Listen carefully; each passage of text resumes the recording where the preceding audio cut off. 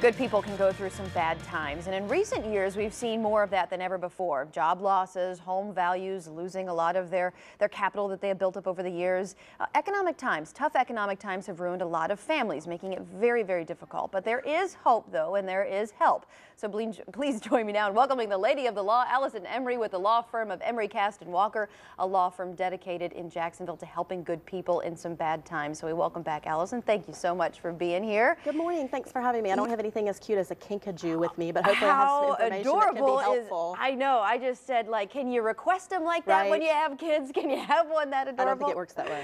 So listen, we want to get into this because, you know, for families, it can be a really tough time. And we have talked in the past, you and I and other members from your law firm, about what you can do if you are having a hard time meeting your mortgage obligation. But now we want to take it to another step today. Right. We want to talk about, okay, unfortunately, you can no longer afford to stay in the house that you're in. Right. What kind of options do you have? Because sometimes it can be very complicated. Exactly. Well, the good news is that you do have options. When I've been on in the past, we've talked about strategies for people that really do want to stay in their homes, mortgage modifications, other options that do let people adjust mortgages to make them more affordable, but that just isn't really the best option for everybody. Sometimes we'll have family that needs to move for their job and get out from under the mortgage that they're in.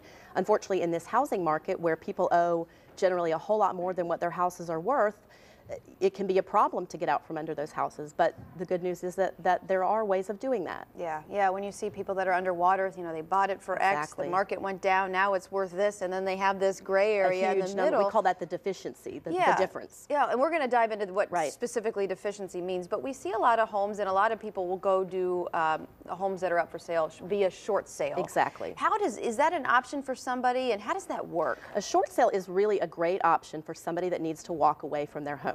What a short sale is it is the way that you get out from under a house. You get the bank to agree to let you sell the property for less than what you owe on it. Generally, they will agree to waive that number, waive the deficiency, but it's important that you get that properly negotiated, or you could wind up doing a short sale and then get a big bill from the bank if you don't do it the right way. So it's important to keep that in mind. And when you say a big bill, are you talking about a bill for the deficiency, that remainder between what the home you bought it for and what you're actually selling it for? Correct. You could get a bill for that? If you owe $220,000 on your mortgage and the bank agrees to let you do a short sale for $150,000, there's a $70,000 difference there, and that isn't always something the bank will agree to waive. So that needs to be part of the negotiation, and part of the deal is that deficiency balance is waived, so you get to walk away from the house and not owe the bank a whole bunch of money. And I would assume that's why you would need to get some help when trying to do this, because would it be, I mean, this is a very tough time for people going through. If they're going in the bank trying to negotiate this, sometimes it's like you need to know the answers to the questions before you ask the questions, sort of thing. Well, that's exactly right. And you know, the bank is not necessarily on your side. They're not necessarily there to look out for your best interests. So you do need somebody who understands the process and is looking out for your best interests as a seller. Yeah, so that's one option. Let's get into some of the other options that people can do if they need to exit or walk away from the home that they have. A deed in lieu of foreclosure? Right, we call that a DILF in the lingo. And what that is it's where the bank will agree to accept the house back. They will agree to own the home in exchange for you agreeing to turn it over to them. That avoids the foreclosure process for the bank, so that can be a good thing, but then the bank is stuck with a property that they own, which isn't really what they want to be doing. Many of the banks require that you list your house for short sale for up to 90 days before they'll even consider a deed in lieu of foreclosure. So while that is an option, short sale is really the place we start that discussion. Okay, all right, so if you haven't done anything, start with short sale, and then eventually you might move up to... First you need to start by talking to the bank and having your lawyer talk to the bank about what your options are. And make sure you don't sign anything that you later regret, saying, wish I woulda, coulda, shoulda known that. And you don't want to try to do it yourself, or you wind up in a big mess. Right, okay. And then where does bankruptcy file into this whole issue? Okay, that's a good question. Bankruptcy will actually legally resolve your obligation to pay the mortgage debt. What it doesn't do is resolve the ownership of the property. Many people think, oh, I filed bankruptcy, I don't own that house anymore. It doesn't work that way. People come out of bankruptcy generally still owning the same property. They just don't legally owe the debt. So you have your bankruptcy to resolve the debt, then you have your short sale or your other means to resolve your ownership of the property. So if you have come out of bankruptcy and you still have your house, are you still making payments on that house if you've gone through bankruptcy? I'm confused. Well, if you want to keep the house, you need to make the payments, and you may Sure. still go through bankruptcy. Yeah. However, many times people are so far behind that that just really isn't even an option.